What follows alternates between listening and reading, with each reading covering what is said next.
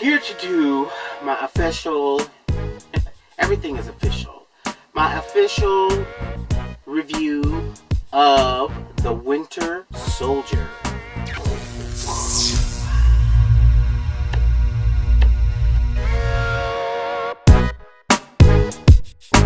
I feel like I need to preface this, for whatever reason, with a disclaimer to say that I feel like my critique about, or my review of the films that I watch and the books that I read and anything I have to say in general is basically bullshit, right? Because it's my opinion. Let's continue, shall we? The Winter Soldier. So if you don't know, or if you're not following, this is the second film in the Captain America series. I don't know how many there will be, but this is also in and all of the Marvel superheroes are kind of getting their own movies. You've seen Iron Man and Captain America, the Hulk. Well, we need to get that back, right? In any case, this is Captain America, number 2, basically. And I will tell you the cast. And you know I don't like to highlight the cast of white people because they have enough notoriety. But you know, Captain America is Chris Evans, white boy. The big man on campus is Samuel L. Jackson as Nick Fury. We love ScarJo. Anthony Mackie was so excited when they introduced his character, Black Man. He's the Falcon, and finally we have some color to look at on the screen. I know that Nick Fury is a black man, but the percentage of all of the heroes in the franchise that they pick are all white. So anyway, thank you, Marvel, for Anthony Mackie. Who else? There was this other guy. His name is Maximiliano Hernandez. He plays Jasper Sitwell. And that's it, basically. Everybody else, doesn't matter to me. Check in with Captain America, who is now more acclimated to the current millennium, the current times. He had been frozen for a long time, and now he's alive again, and he's living, and he's catching up with all of the social media and all of the things of the time. So that's funny. There's a lot of funny jokes around that.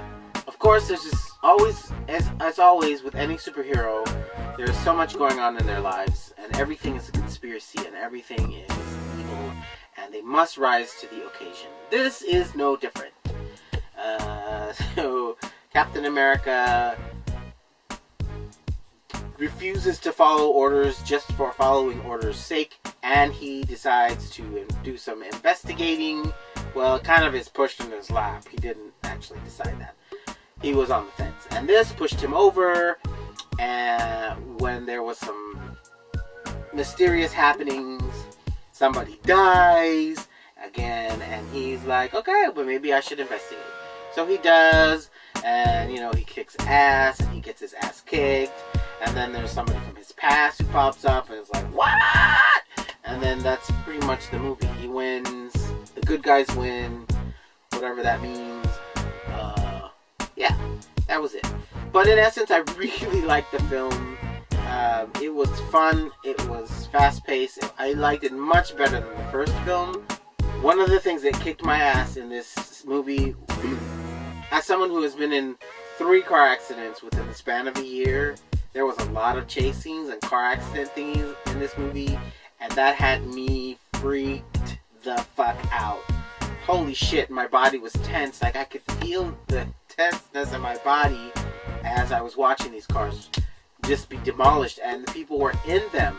So I was really triggered, and that was a really... I'm sure Marvel had no idea that my life would be affected by this movie like that, but... damn. One thing I also noticed was for Chris Evans as Captain America, every time the camera was on his face, I promise you, they had some heavy Photoshop or CGI or something, because his face looked like it was glowing, or there was no wrinkles, or I mean, it was super, super beautified, and it was really a stark contrast between any of the other characters. So I don't know what that was about, if that's like just to show that he's ageless, or I don't know, or if Chris Evans is just really aging and they had to do some things there. Hollywood magic is what we call it. But yeah, it was cool. It was just weird because it looked like the filter that RuPaul uses on RuPaul's Drag Race, where they put Vaseline on the lens, really bright lights. He was really pretty, really pretty. Black Widow, I love Black Widow. I really can't wait for her movie to come out. I think she, as not just a female, but as a character, is amazing in her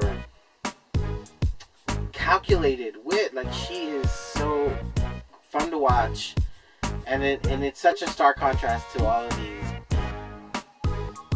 macho, hyper masculine superheroes. She's like, she can kick their ass, and does, but she does it with such finesse, and she's just a cool character. I really like her, and I'm glad that she's part of the franchise.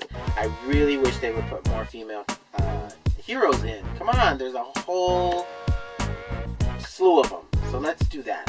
And while I'm thankful for Anthony Mackie as the Falcon, I do wish he had more screen time.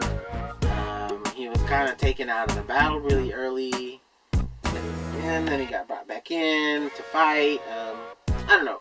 I just, it's really important for me to see a representation of people of color on screen a lot. And, you don't have to have just one at a time. Like, they can be together. I think I'll stop with that.